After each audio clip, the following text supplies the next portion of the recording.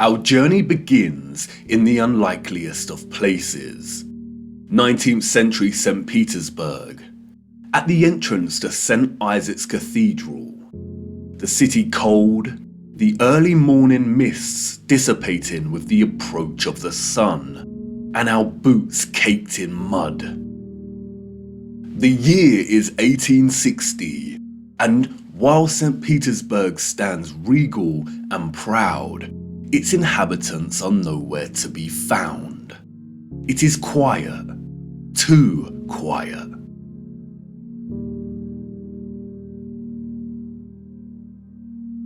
The population of St. Petersburg in the 1860s was, we are told, roughly 500,000 people, and yet there is not a soul in sight.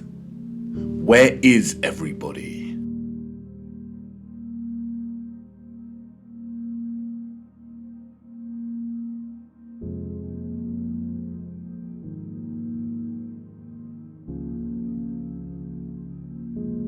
The long shadow of Alexander Column gives us a clue as to the time of the sun's journey above this region.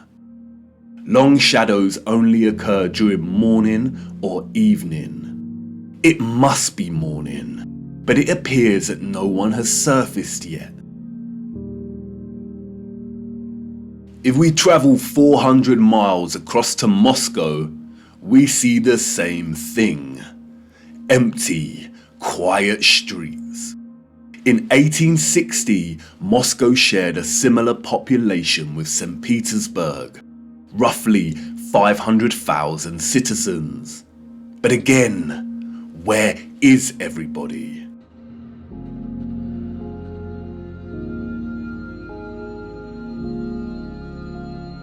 What about the rest of the world during this time period?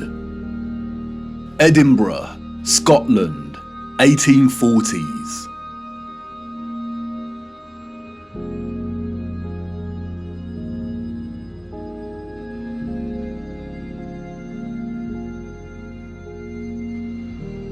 Copenhagen, Denmark, 1840s. Dresden, Germany, 1860s.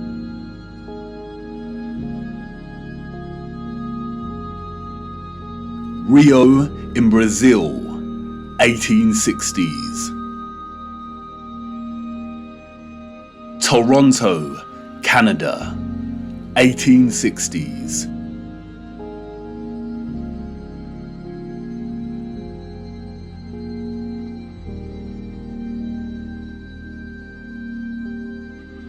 Athens in Greece, 1860s.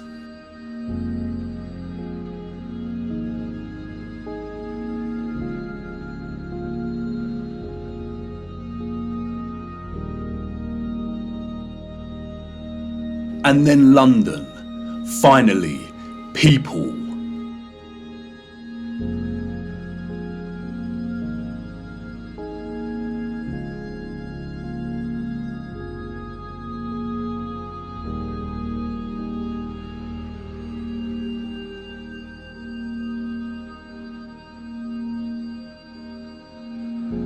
And what about Paris?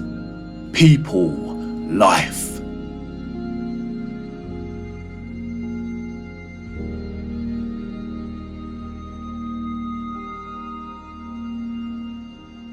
The first photograph, we are told, was created in 1822. The art of photography relies on methods of juxtaposition, of comparison and contrast to deliver its message and sentiment. In these old photographs, we do not find the same deliberate techniques of juxtaposition that contemporary photographers craft into their art, but rather we find natural contrasts that are so important and central to navigating through our deceptive history. Contrast is a phenomenon, natural or artificial, in which meaning is generated and conveyed through the comparison of two opposing elements. When looking at 1860s Russia, there is an immediate contrast between the lack of population and the sheer size of these cities. Even in the 19th century, both Moscow and St. Petersburg are enormous. The infrastructure found in the photographs could hold a population well into the millions. Why are the cities so vast if the population was only 500,000 in each? Furthermore, the official narrative gives us a population that increases in a linear fashion from 1764. Many of the buildings we see here were built years before the photograph was taken.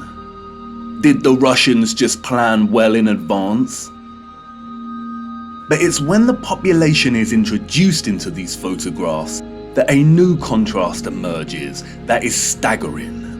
That is, between the people and the environment itself.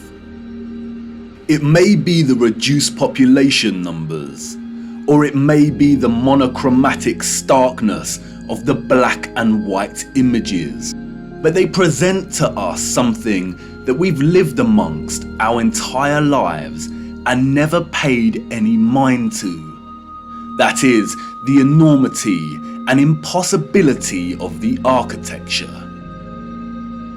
As we engage with the industry and act of tourism, we journey from place to place and observe, taking it all in, learning, hearing, and being told what we are looking at and how it came to be. And standing in front of a structure like the Arc de Triomphe in Paris, we might even exclaim, "Wow, how did they do this?" But the moment, inextricably wrapped up in the busyness of the scene, perhaps prevents us from really asking that question with sincerity. Standing in front of a structure like the Arc de Triomphe while the crowd frantically takes pictures on their smartphones makes it all a reality. And we conclude, before being shoved away by new tourists, well, they had to have done it somehow because I'm here and looking at it. During our indoctrination at school, we are seldom shown old photographs of the grand cities scattered around our flat realm. And perhaps for good reason. Because when we marinate on images like this and are presented with the visual evidence of a very primitive Victorian people dotted around like grasshoppers within the shadows of the most magnificent, grandiose, brilliant architecture a human could ever imagine, we begin to have doubts. Indeed, how did they build this? The Arc de Triomphe is made from 36,695 cube meters of limestone and weighs 95,407 tons, or just over 95 million kilograms. They tell us it took 12 years to build the giant arch in two different periods, between 1806 to 1814 and between 1832 to 1836. How did they transport this amount of limestone with the same horse and carts that we see in the photographs? Look closer at the four sculptures that adorn each of its sides. Look at the intricacy of the sculptures and the patterning of the ornamentation that frames the arch. Each section is perfectly repeated without any deviation or inconsistency. The first true power tool was not invented until 60 years after this arch was completed. They tell us this was crafted by hand. Is that even possible? And then there is the ceiling of the arch. Immaculate, 3D sculpted roses, perfect in their geometric symmetry. The nuance of the detail and finesse of each petal and cross-section borders is overwhelming.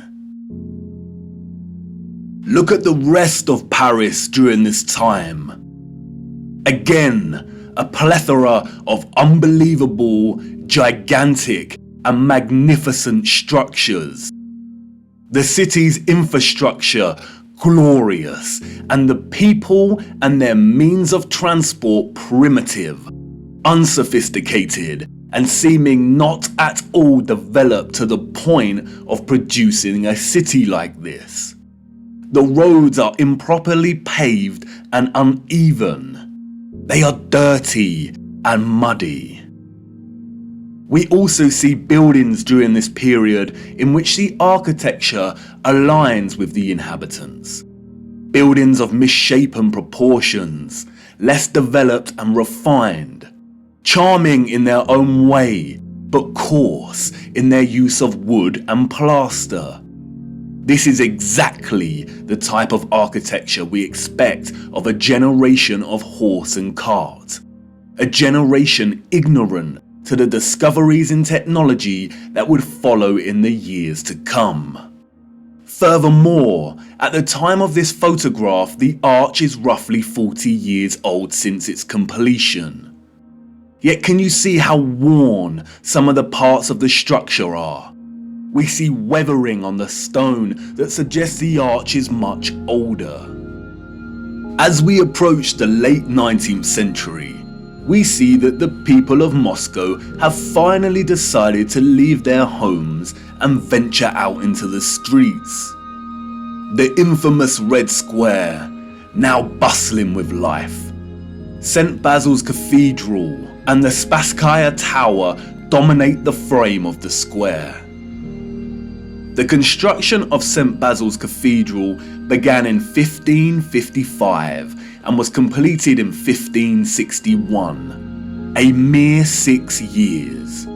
It suffered a huge fire in 1737 and underwent restoration over a 20-year period. But look at it. What a structure. Almost unreal and like no other. It is composed of thousands of red bricks and tin sheet metal that has been shaped into the distinctive onion domes we see. Look closer at the intricacy of the domes. How did they bend metal to achieve such precision and perfection in the 18th century? And again, if they had the skills and dedication to build a wonder such as this, then why are the conditions of the road so poor and covered in mud? We see these incredible structures and buildings everywhere in 19th century photography.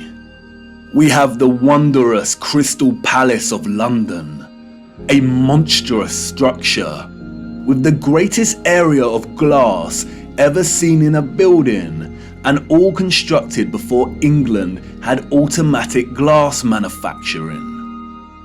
We have Westminster Abbey and Parliament. We have the old Euston Arch, constructed out of pure sandstone in 1837, and streets unpaved and full of mud. Why did these people not prioritize the streets they walked upon? The Frauenkirche, the domed masterpiece of Dresden, Germany.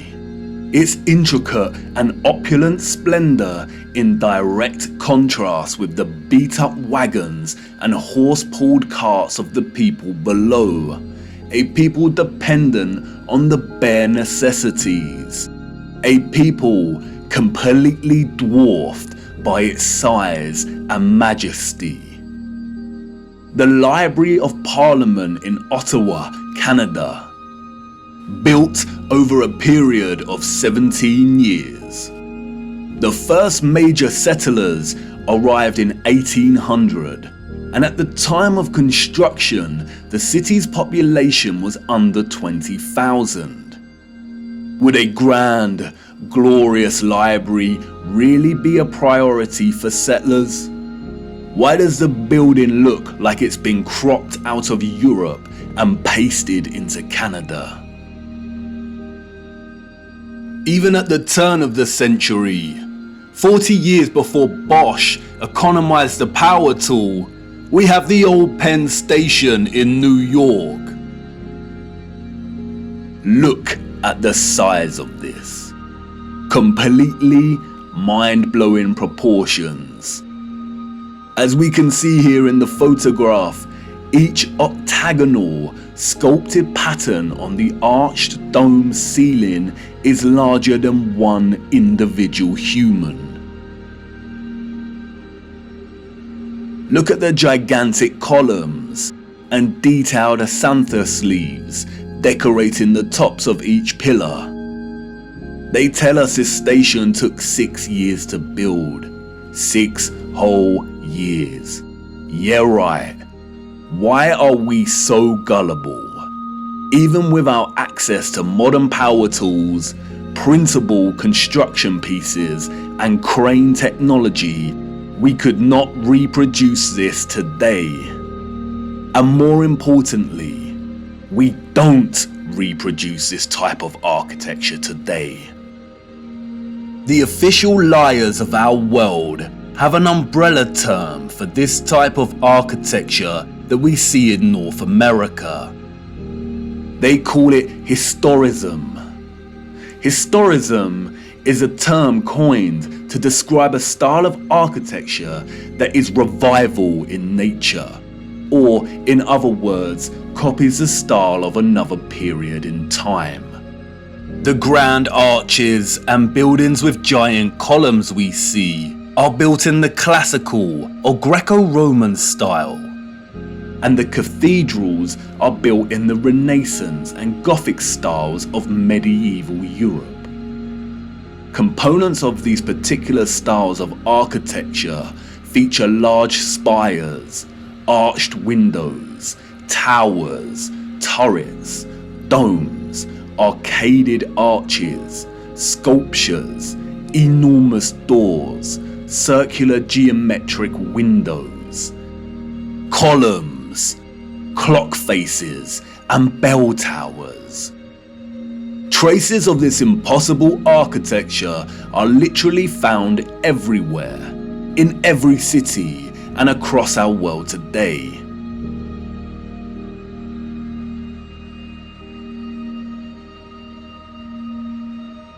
Some preserved and maintained, like the Parisian Arc de Triomphe and Notre Dame, and others lost and long forgotten to time, like the Euston Arch and the old Penn Station in New York. We as a people travel miles to take our own photographs of these wonders.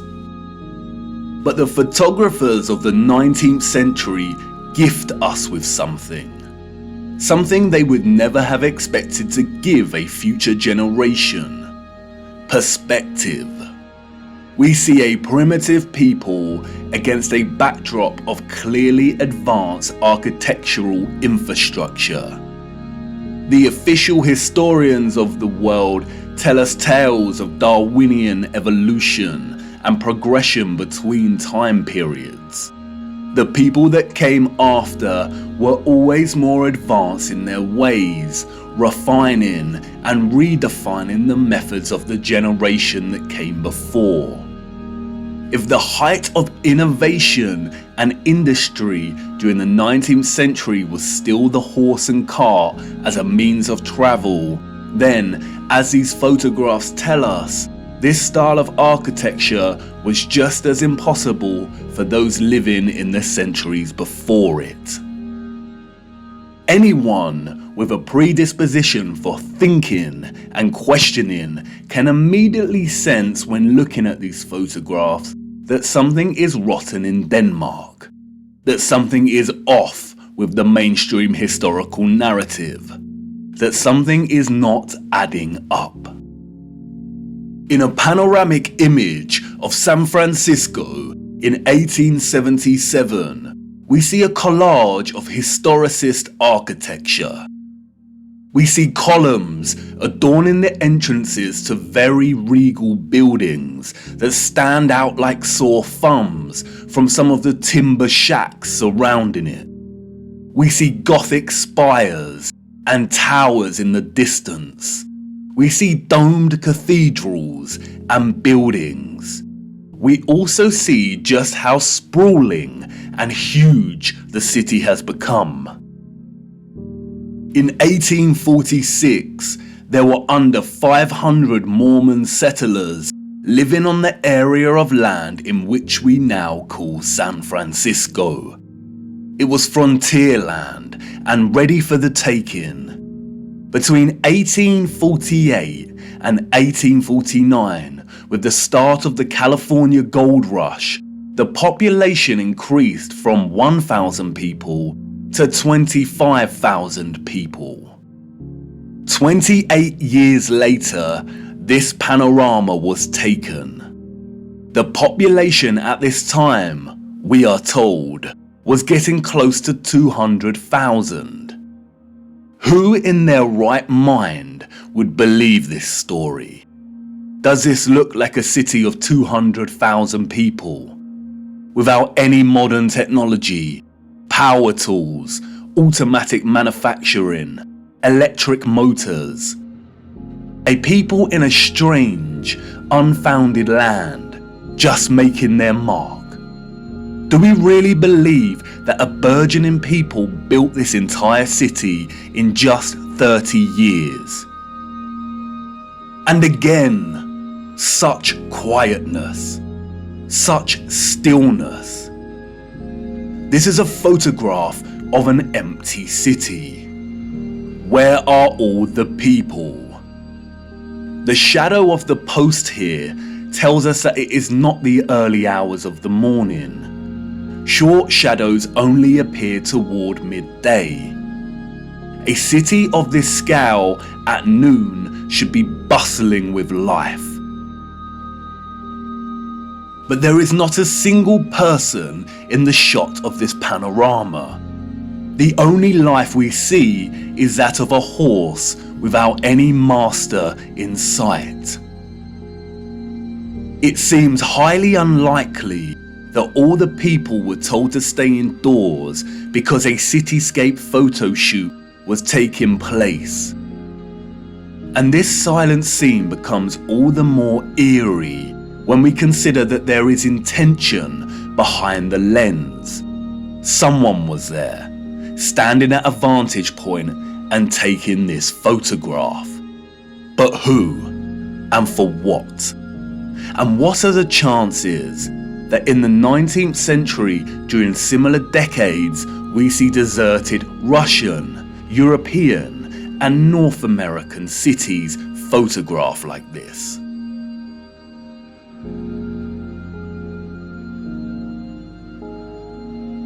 And then only a few years later, we find the same locations bustling with people.